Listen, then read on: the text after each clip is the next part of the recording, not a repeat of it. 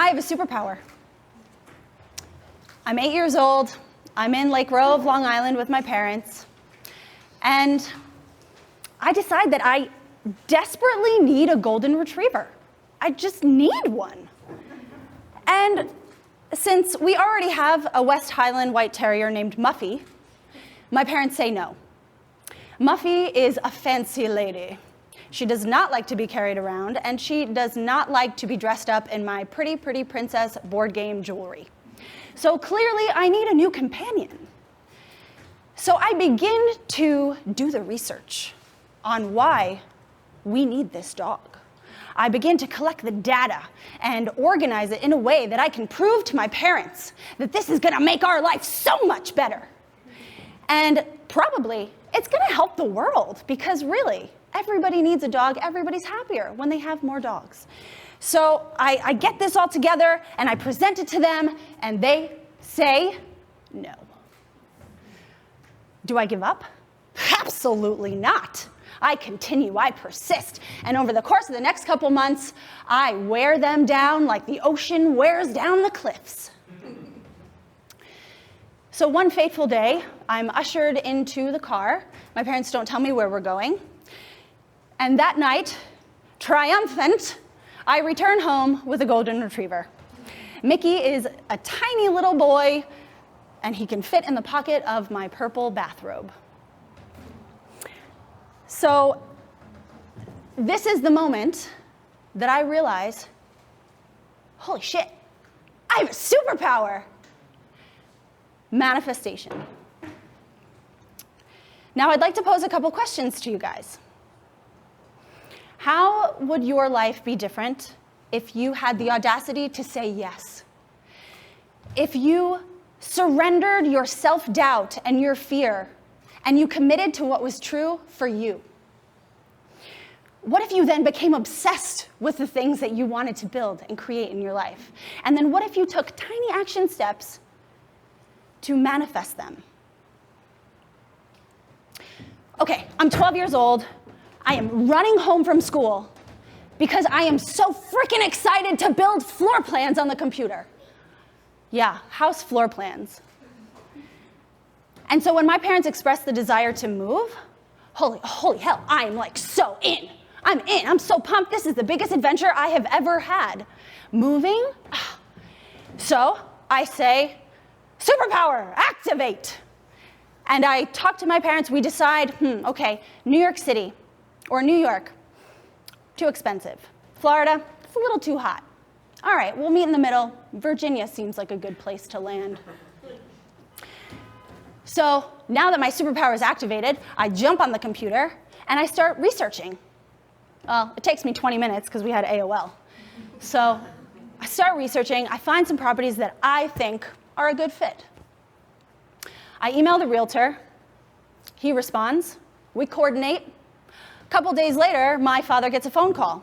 And Lyle, the realtor, realizes he's been selling a house to a 12-year-old. So my parents and I go to Virginia. We check out the houses.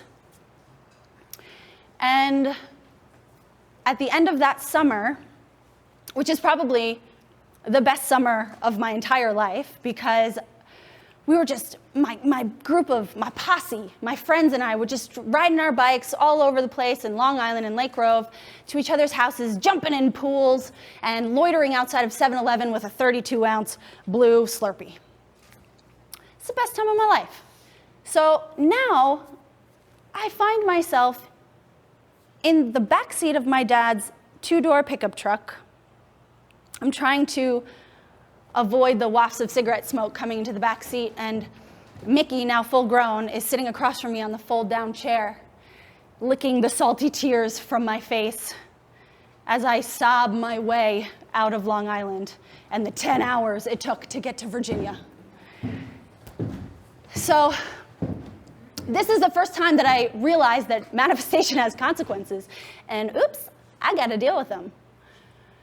So now I'm in Virginia, and oh, fuck, I hate it. And so I can't talk to my parents about it because they can't even bear to hear me complain about this when I was one of the driving forces of getting us to go there. How can I then sit there and say, actually, I changed my mind? I don't really like it. So I can't really express myself to my parents. And I make friends, and my friends think that I'm a badass because of my thick New York accent and the fictional stories I tell them about having been shot in the butt by a drive-by bullet, and that I was involved with the mob. But there's a disconnect here. I'm a dreamer, and when I want to talk about all the things that I want to do in my life, I want to travel the world. I want to see every place, and I want to be a real estate tycoon, and I want to open a business or businesses. They just don't get it. And I begin to feel like I just can't really talk to anyone. And so I get more depressed, and I feel alone. I feel so alone, and I feel trapped. So I have two choices. I can either surrender to my doubt, surrender to my circumstances and the limitations that everybody around me thinks are possible for them and for me, or I can commit to my truth. What is real for me? What is true for me? And so that's what I did. I committed to my truth, and that was that I wanted to get out of Virginia, out of that little tiny county, not even a town, that only had one stoplight. Holy God. And okay, but I'm 13 years old. How the hell do I get myself out of here? So I became obsessed with finding a solution because there was no other way.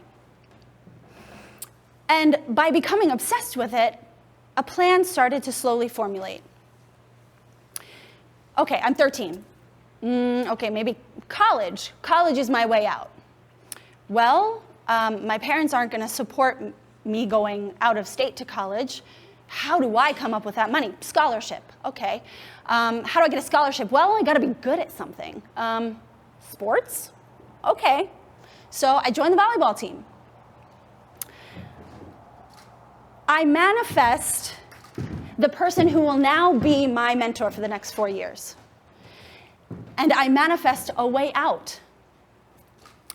My coach, Clark Menger, he created the only space that I had to be unreasonable, to talk about what my truth was and to express the frustration that I had with my current circumstances.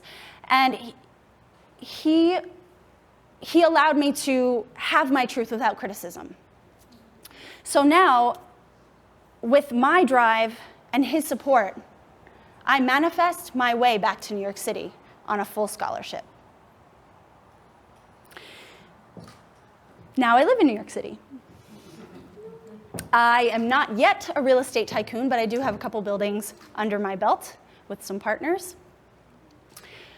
And in 2013, I manifested the love of my life, Annabella, who's not listening. And within the last 8 years, I have audaciously founded or co-founded 10 businesses. Currently, I'm trying to build a community of other audacious founders because I am 1,000% committed to helping other people manifest their dreams. One of my latest businesses is a yoga studio. It's called the Yes Studio, coincidentally. Yes stands for Yoga Evolution Soul, but for my partner and I, it means so much more. Our yoga studio is a place where people can go to activate their superpower, to build the life that calls to them in their soul. They use yoga, we use yoga as a tool to prepare our bodies for this audacious manifesting. And so now I would like to lead you all through an exercise. And I'd like you to think back to the questions that I asked you before.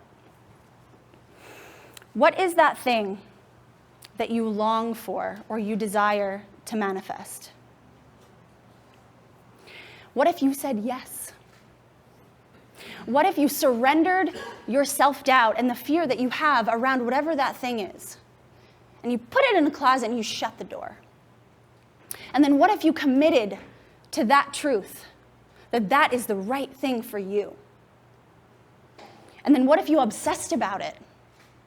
I invite you to obsess about it, to get excited about it, to visualize it, to build it in your mind. It could be anything. It could be having a baby. It could be building a new house or changing your apartment, changing your job. It could be anything.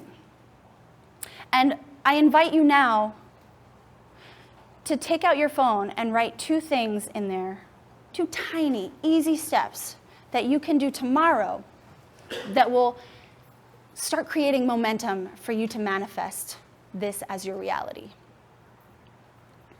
And when you're done, I'll ask you to stand up.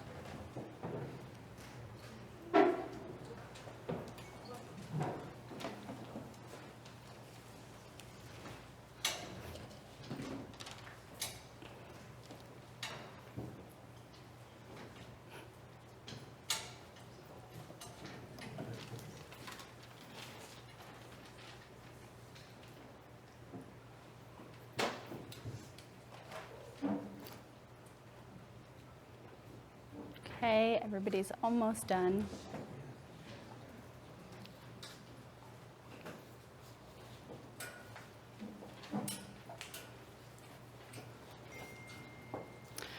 Okay, so on the count of 3, we're all going to say yes. 1, 2, 3. Yes! That was pretty good. We're going to do it again, but I dare you to be even more audacious. 1, 2, 3. Yes! Damn! Now, I want you to turn to somebody next to you or somebody around you and tell them yes on the count of 3. 1. You can do it. 2, 3. What? You didn't even let me finish counting. Okay. Damn. Eduardo did a good job of buttering you guys up. I feel the audacity in your yeses, that's for sure. It is a privilege for me to stand up here and say to you what my coach said to me that made all the difference, and that is yes. Thank you.